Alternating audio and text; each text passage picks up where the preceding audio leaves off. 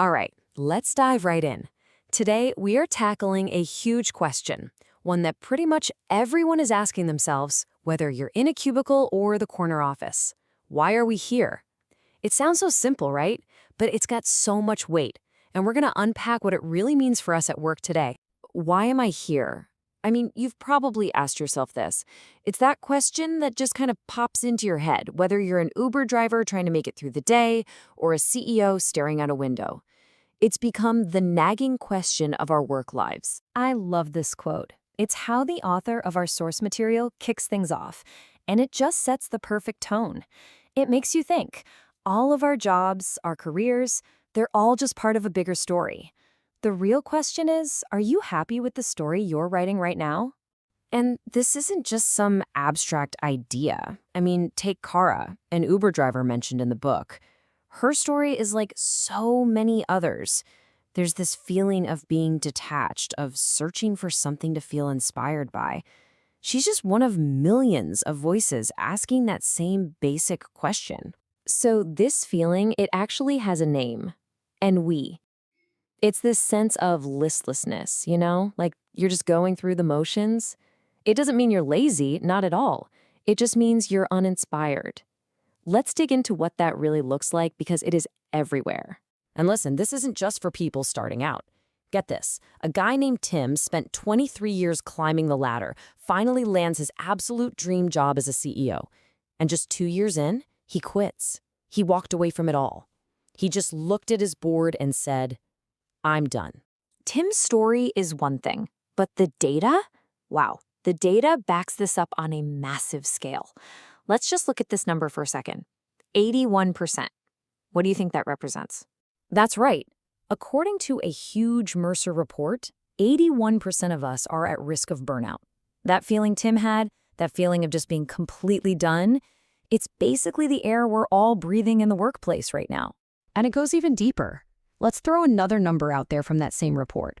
2 in 5. 2 in 5 workers, that's 40% of us, believe the entire system is just fundamentally broken. So we're not just talking about having a bad week. We're talking about a massive chunk of the workforce feeling like the whole structure has completely failed them. So you have to ask, right? How did we even get here? How did we end up in a place where so many people feel so disconnected from their own jobs? Well, the source material points to a really critical moment in our very recent past.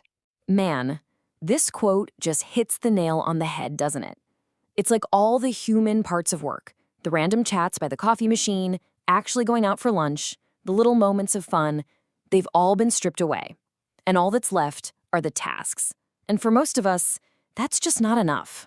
Think about the last few years of nonstop crisis. Leaders were just trying to react, to keep things afloat. And in that scramble, a choice was made, maybe not even a conscious one, to put productivity and growth ahead of people. The focus was all about keeping the machine running, no matter the human cost. And the fallout from that choice? It's been staggering. We now have the loneliest workforce in history. We're dealing with workloads that are completely unsustainable, and there's this huge growing gap between what companies want and what their people actually need. Okay, so that's the bad news. But here's the good news. This isn't the end of the story. The source argues that this is our chance to actually build something new, to create cultures that we're excited to be a part of. So let's talk about how we do that. And the solution isn't some complicated 10-point plan from HR. It's actually much simpler. It all comes back to 3 basic things that we all need as human beings, things that have been totally neglected at work: a sense of purpose, the freedom to do our jobs well, and a real feeling of community. Let's start with purpose. The psychologist Adam Grant has this perfect definition.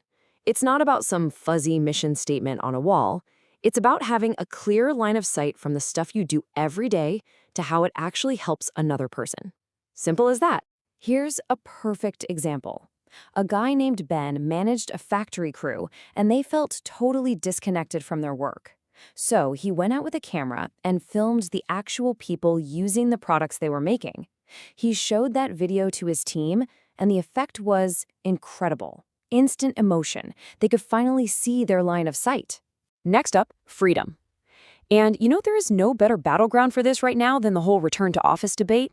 On one side, you've got leaders saying they need people back to boost productivity and culture, but then you look at the research, and it tells a totally different story. No real benefit to performance, you lose your best people, and employees just see it as a power play. And finally, there's community. To really get this, let me tell you about Kathy. She had just been through an awful, draining time with her family after her father's funeral.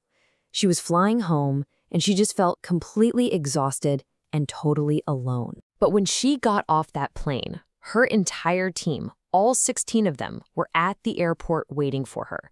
They'd all covered for each other, made a banner, just to be there and give her a hug.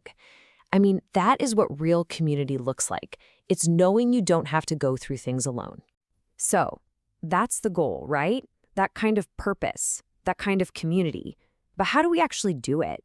Well, the answer isn't some giant corporate initiative. It's actually found in really small, intentional things we can all do. Here are 2 super simple ideas from the book you could start tomorrow. First, let them eat lunch. Seriously, stop eating at your desk. Take the time to actually connect with another human being. And second, spread positive gossip. Make it a point to tell someone about the awesome thing you saw a coworker do. It builds trust like nothing else. And that's really the whole point. The answer to that huge, scary question, why am I here? It's not going to come from a memo. It's built day by day in all the small acts of kindness and connection that remind us why the work, and more importantly, the people we do it with, really matter.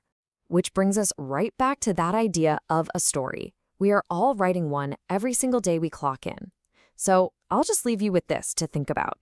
What's one small step you can take, maybe even tomorrow, to start building a better story at work? Thanks for joining this explainer.